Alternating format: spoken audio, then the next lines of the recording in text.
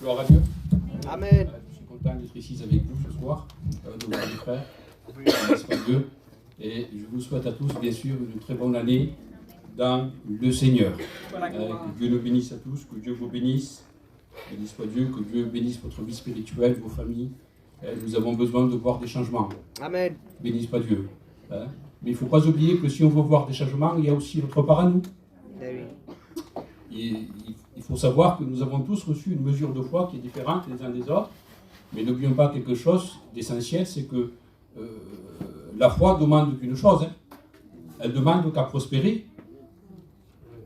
Si nous avons tous reçu une mesure de foi qui est différente les uns des autres, mais la foi demande qu'une seule chose: grandir, prospérer. Et cela ressort de la responsabilité de chacun d'entre nous. Béni soit Dieu. C'est pour cela que la Bible dit: à tes résolutions répondra le succès. Donc il faut prendre des bonnes résolutions. Il y en a qui prennent des mauvaises résolutions dans le monde. Que voulez-vous faire? On doit prier pour eux. Et concernant l'Église, on doit prendre des bonnes résolutions pour le Seigneur. Amen. Amen. Béni soit Dieu. On dit Amen aux bonnes choses. Amen. Gloire au Seigneur.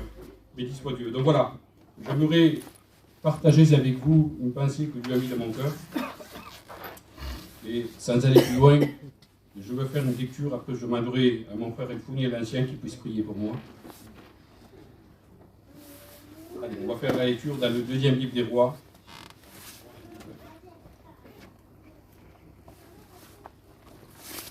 Deuxième livre des rois, au chapitre 4, et à partir du verset 38.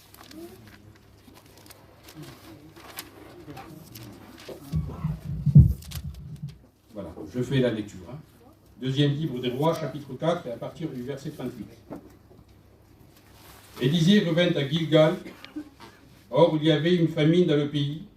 Comme les fils des prophètes étaient assis devant lui, il dit à son jeune serviteur: prépare la grande marmite et fais cuire un potage pour les fils des prophètes.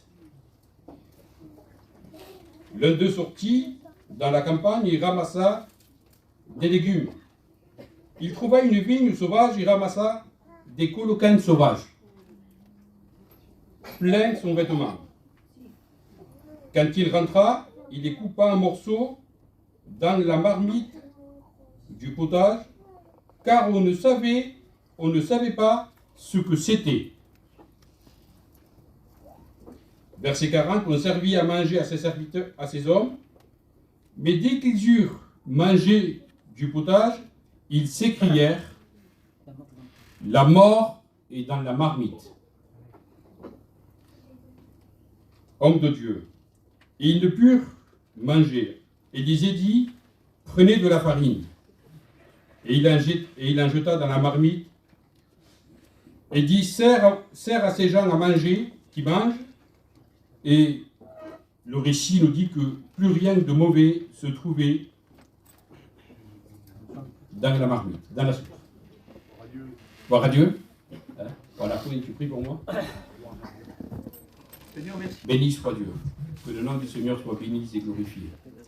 Donc, pour en résumer le récit que nous venons donc de lire, Élisée revint à Gilgal, et donc il y avait une famine en ce temps-là. Cela veut dire que le temps était dur. Et si on réfère au chapitre 8, c'est une famille qu'elle va s'étendre sur une durée de 7 ans. Donc, c'était des moments qui étaient difficiles.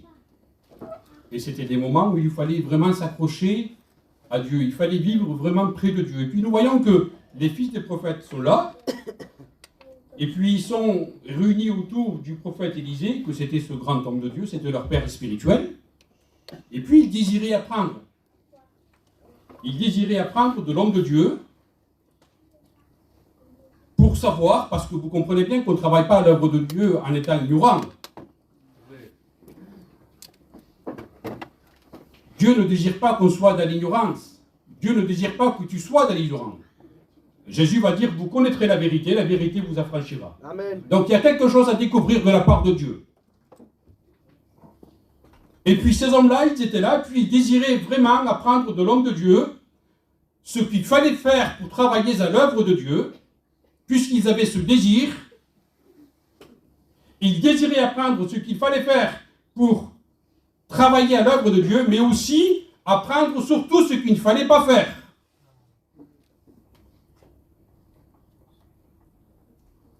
Et puis donc, ils sont là, et puis Élisée va demander quelque chose.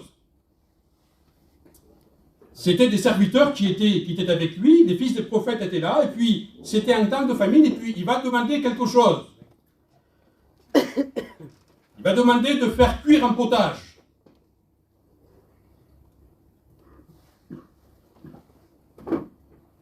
Quelques provisions étaient là. La marmite était là, sûrement qu'il devait y avoir un reste de farine, et puis quelques légumes. Mais c'était insuffisant par rapport aux besoins qu'il y avait en ce temps-là. Et voyez-vous, là où j'aimerais attirer votre attention, c'est que quand les provisions viennent à manquer dans nos foyers, quand les provisions viennent à manquer dans notre vie, et qu'on passe aussi par des temps de famine, où l'épreuve vient frapper nos foyers, où des fois il semblerait qu'une montagne tombe sur nous, et que là on a soif de la présence de Dieu, on a soif de la visitation de Dieu, et puis notre cœur déborde, on s'accroche à Dieu, parce qu'on sait qu'humainement parlant, les provisions sont courtes, nos provisions sont à sec. Et on est dans l'incapacité de résoudre tel ou tel problème, telle épreuve. Et on s'adresse à Dieu. Parce que nous connaissons quand même la parole de Dieu. Quand un malheureux crie, l'Éternel entend. Et il nous délivre de toutes ses détresses. Lorsqu'on tourne le regard vers lui, on est rayonnant de joie. Ce sont des textes qui sont merveilleux et puis qui ont percuté nos cœurs. Et puis ce sont des choses qu'on aimerait plus souvent les voir.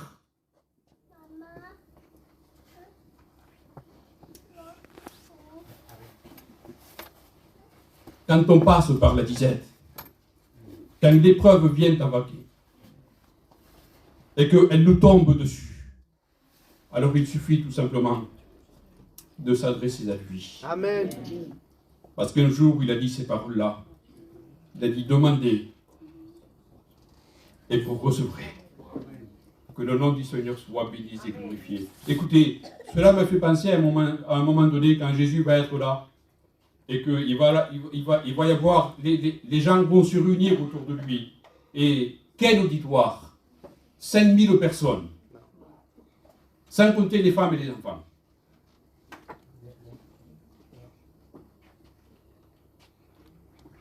Mais nous voyons que le jour de cette réunion-là, tous ces âmes qui étaient là, ils commençaient à avoir faim aussi.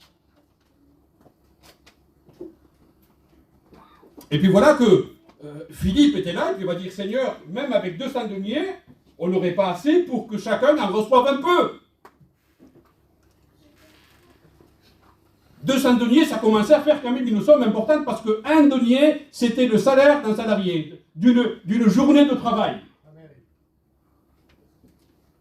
Et Pierre va dire, même avec 200 deniers, cela ne suffirait pas.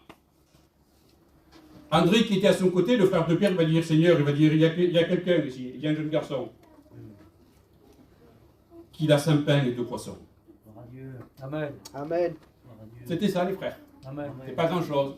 Et puis André va dire, mais Seigneur, qu'est-ce que cela?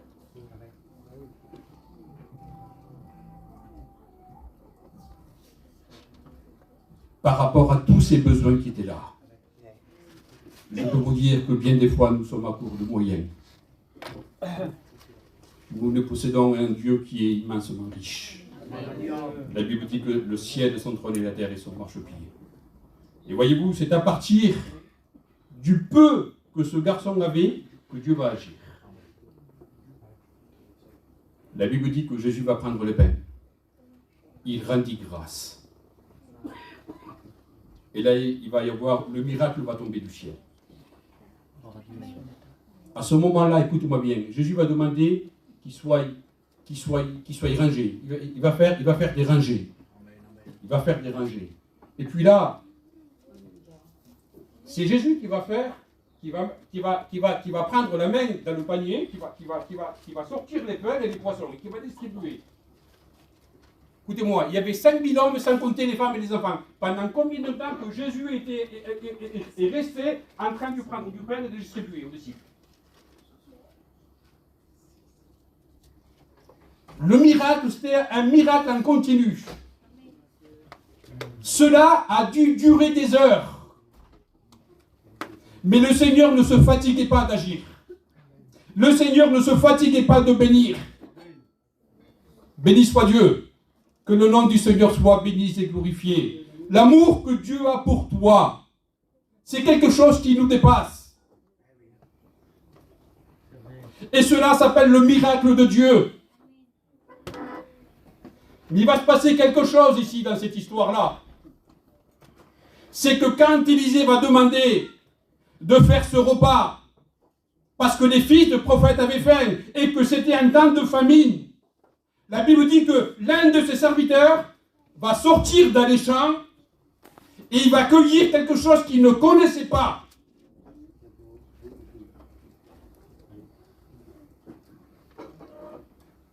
Il va ramasser des choses qu'il ne connaissait pas. Et nous devons faire attention, mes frères et sœurs. Avec quoi on nourrit notre vie spirituelle. Amen. Parce qu'aujourd'hui, on vit des temps qui sont très difficiles. Où des fois, on écoute des messages qui sont bizarres. C'est vrai. Des choses qui nous viennent de je ne sais pas où.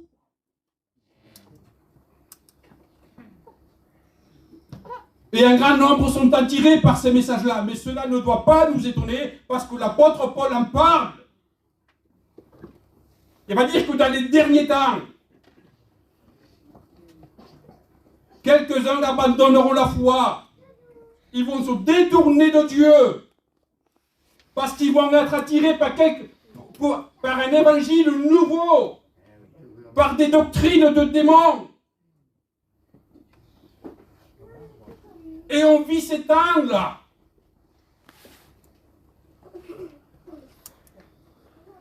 On vit ces temps-là. Alors vous allez me dire, mais quel est le danger? Un évangile faux ne vous amènera pas au ciel.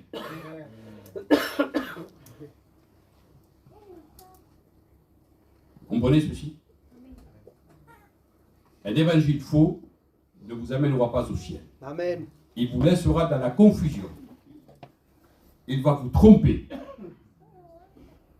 Et cela ne va pas produire en vous une vie de bénédiction, mais bien au contraire, il va y avoir des conséquences. C'est que quand cet homme va sortir, il va cueillir des choses qu'il ne connaissait pas. C'était un temps de chasseresse, où il y avait de la famine, où toutes les plantations qui étaient comestibles étaient mortes. Et c'est à partir de ce moment-là que ces racines-là mauvaises sortaient. Et lui, il croyait qu'il avait trouvé une bonne affaire. C'était quelque chose où il y avait de l'abondance.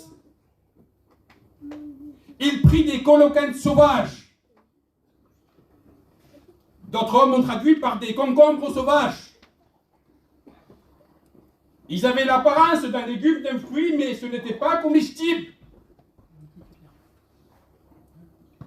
Et voyez-vous, des coloquintes sauvages.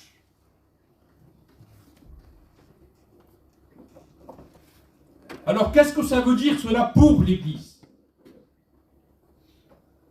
Si nous regardons dans l'Évangile, dans le livre de la Genèse, au chapitre 16, et puis à partir du verset 11, je crois, l'ange de l'Éternel s'adresse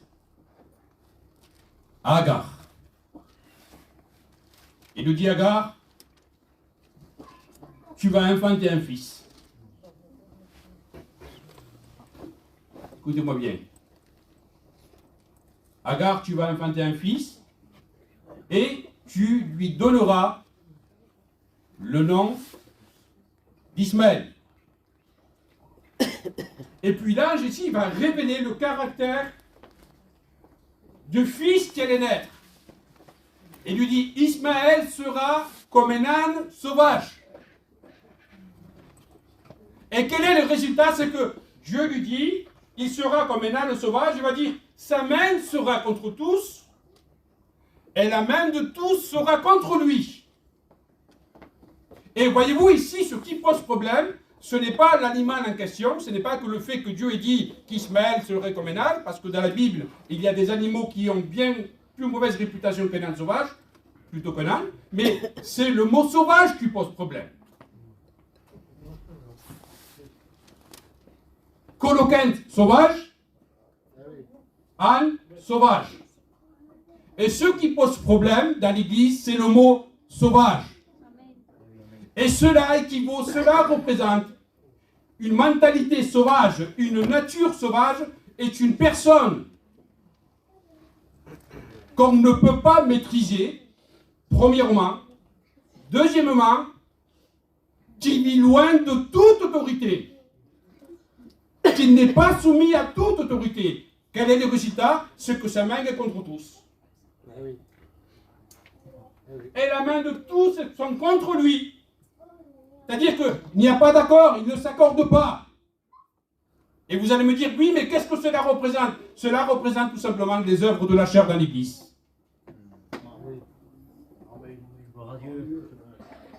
C'est le problème, cela. Voulez-vous que je vous dise quelque chose ce soir? Amen. Il y a une catégorie de personnes dans l'œuvre de Dieu. Ce sont les personnes les plus difficiles à se convertir.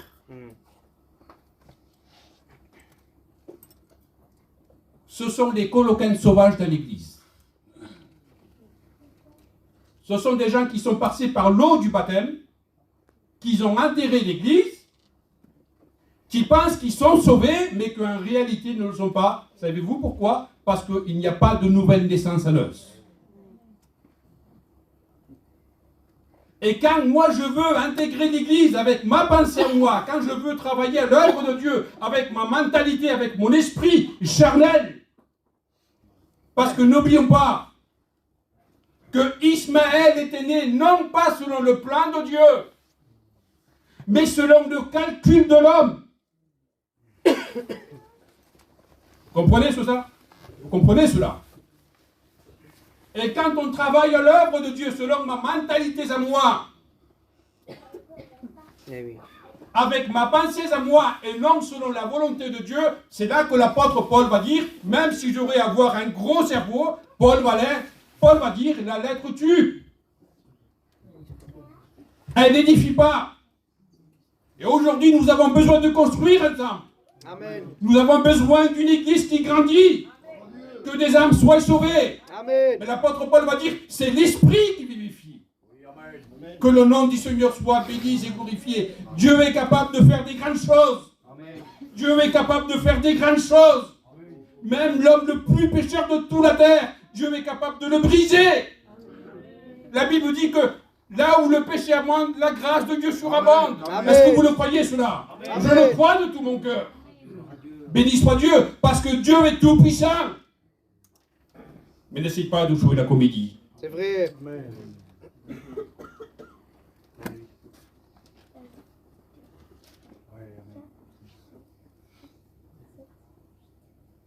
On le dit à chaque fois, à chaque réunion de partage. Dans cette nouvelle année, je veux faire plus pour Dieu.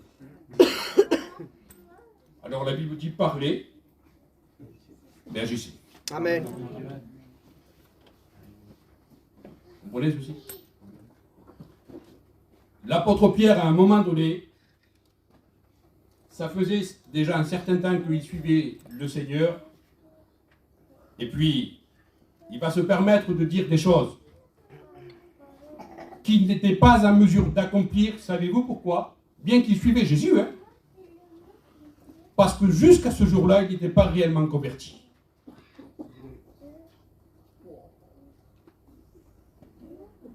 Il va même se permettre de juger ses frères. Il va dire, Seigneur, quand tu serais même une occasion de chute pour tous, tu ne le seras jamais pour moi. Seigneur, s'il faut que j'aille en prison avec toi, j'irai. S'il faut même mourir pour toi, et il était sincère dans ce qu'il disait. S'il faut même que je meure avec toi, je mourrai, Seigneur. puis Jésus le reprend, mon Max. Non pas pour le tuer, parce que les projets de Dieu pour ta vie, ce sont des projets de paix, non de malheur. Amen. Et puis même c'est ce que tu entends les durs entendre. Mais n'oublie pas que derrière tout ça, il y a le plan de Dieu pour toi. Il y a une solution de Dieu pour toi. Il y a une main tendue de Dieu pour toi. Amen. Et Jésus va le reprendre, il va dire, est-ce que vous pensez que Jésus va lui dire, Pierre, comment tu parles?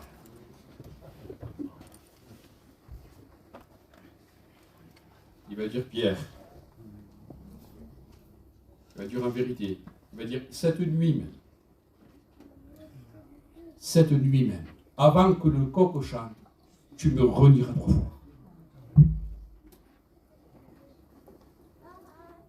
Ah, ces paroles-là ont dû percuter le cœur de Pierre. Et vous savez qu'est-ce que Jésus va lui dire? Il va dire, Pierre, quand tu seras converti,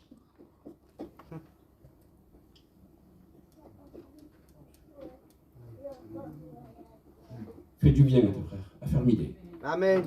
Béni soit Dieu. Amen. Que le nom du Seigneur soit béni et glorifié. Amen. Béni soit Dieu. Voilà la clé de la réussite.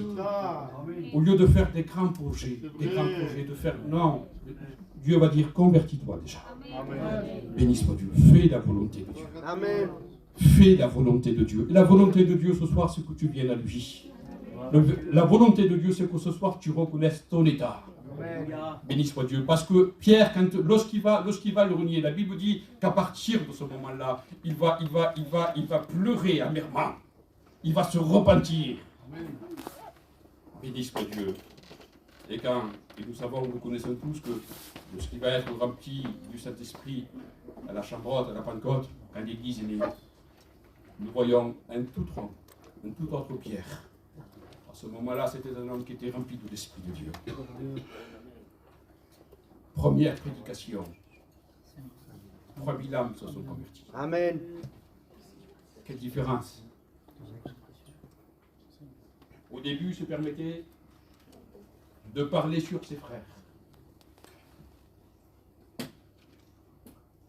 Et Jésus lui dit, quand tu seras converti, affermis-les.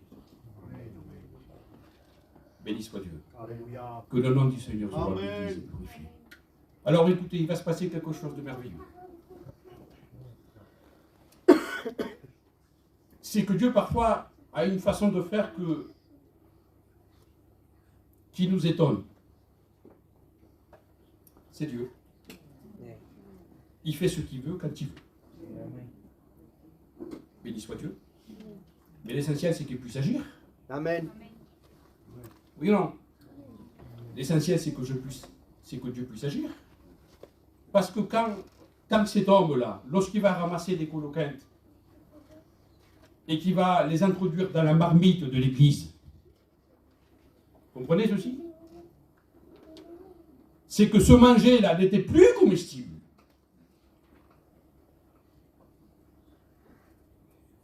Et je répète, les coloquintes dans l'église, ce sont les œuvres de la chair qui provoquent des divisions, cela provoque des disputes et des choses qui sont étrangères à la volonté de Dieu. La Bible est remplie d'exemples. La Bible est remplie d'exemples. Et je ne veux pas ce soir vous inciter, je vais finir bientôt, mais vous dire simplement, c'est que quand le mal était rentré, quand cet homme avait commis une faute, pensez-vous que l'homme de Dieu va l'accuser? Pensez-vous que Dieu va parler à Élisée et va dire, Élisée, retire les coloquintes de la marmite?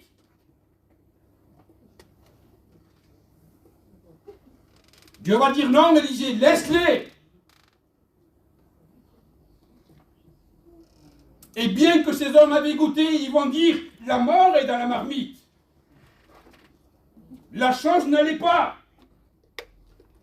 Le mal était rentré. Mais Dieu s'était prévu une prévision de grâce où il allait agir. Et selon le plan de Dieu, c'était que les coloquintes sauvages restent dans la marmite et non pas qu'elles soient ôtées. Parce que Dieu ne désire pas que les pécheurs se perdent. Non. La Bible dit que la volonté de Dieu, c'est que tous les âmes soient sauvées. C'est que tous parviennent à la connaissance de la vérité. Béni soit Dieu. Parce qu'il y a une œuvre de purification que Dieu veut faire aujourd'hui dans la marmite de l'Église. Dieu veut agir pour ôter le mal. Comprenez ceci.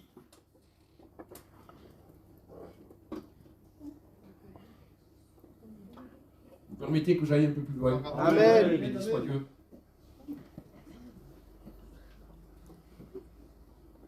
Dieu veut ôter le mal. Quand vous regardez l'histoire de l'Église primitive, et que la gloire de Dieu se manifestait, malgré la persécution, Dieu rajouta à l'Église ceux qui étaient sauvés. La Bible dit qu'à un moment donné, un fait tout particulier se produisit dans Jérusalem. Quel était ce fait? C'est qu'un couple qui avait intégré l'Église s'était attiré la colère de Dieu. Quel était ce couple? Ananias et Saphira. Et la gloire de Dieu est interrompue à ce moment-là. L'Église venait de naître. Le feu du premier amour était là. Et nous voyons qu'un couple pêche contre Dieu et Dieu va les frapper. Et voyez-vous, ce qui me semble, je pourrais dire, je vais employer le mot bizarre, dans ce que je vais te dire, c'est que dans la suite des temps, des personnes ont continué à désobéir à Dieu, mais ils ont obtenu le pardon de Dieu. Mais là, Dieu n'a pas agi de la même façon.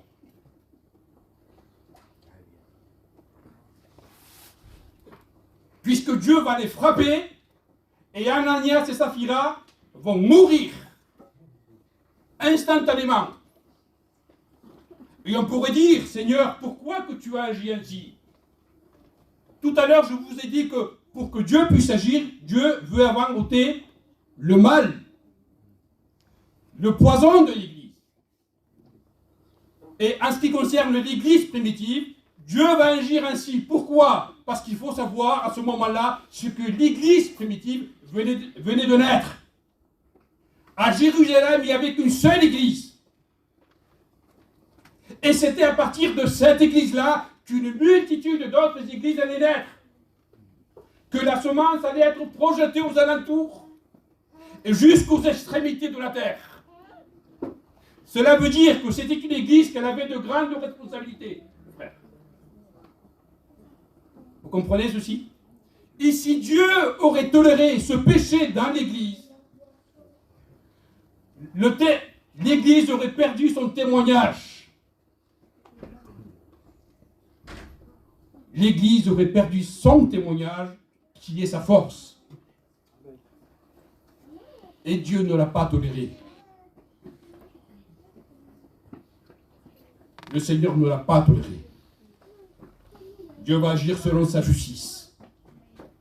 Il va ôter le mal de l'Église. Et la Bible dit qu'à partir de ce moment-là, des miracles extraordinaires vont se produire dans l'Église. Béni soit Dieu. Amen. Que le nom du Seigneur soit béni et glorifié. Tu veux voir des grandes choses dans ta vie? Alors ne pêche plus.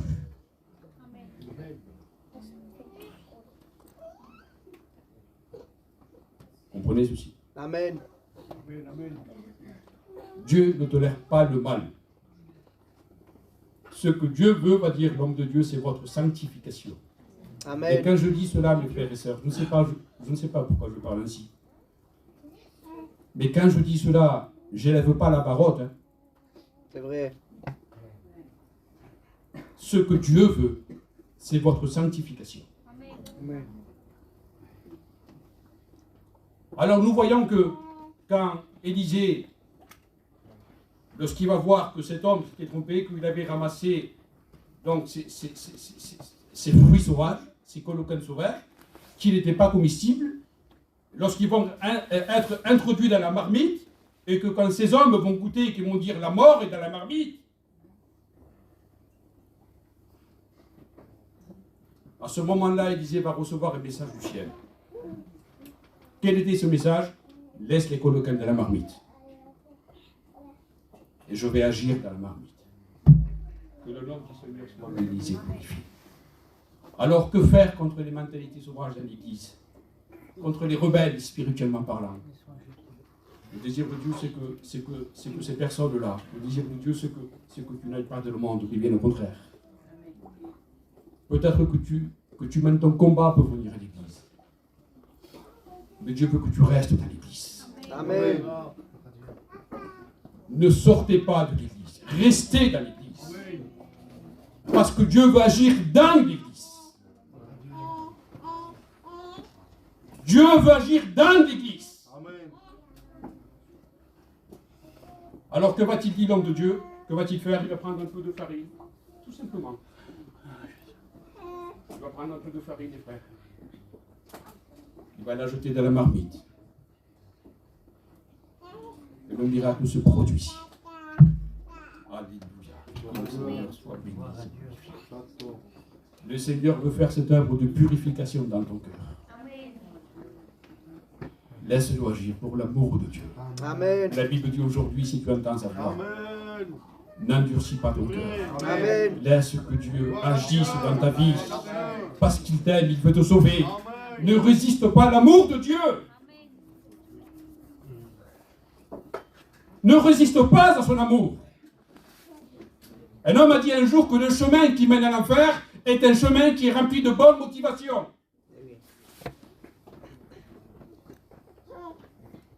Est un chemin qui est rempli de bonnes motivations. Il suffit tout simplement de s'écouter soi-même et d'écouter sa raison, mais laisser le plan de Dieu de côté.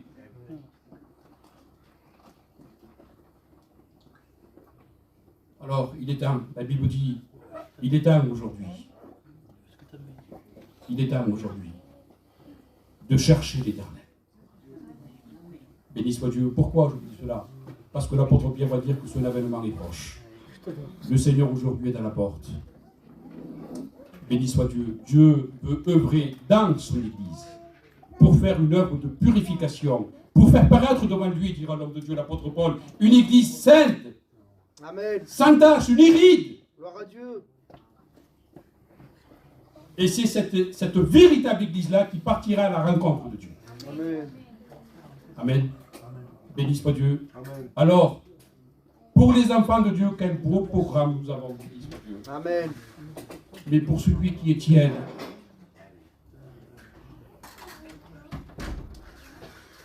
viens de Dieu ce soir. Approche-toi de lui. Parce que le Seigneur veut te bénir aussi. Béni soit Dieu. Le Seigneur n'a pas permis que Élisée puisse ôter les colocanes. Il va dire non, laissez-les dans la marmite. Je veux agir. Dieu va agir dans l'église. Dieu va agir ce soir dans les cœurs. Pour qu'ils passent des ténèbres à la lumière et de la mort à la vie.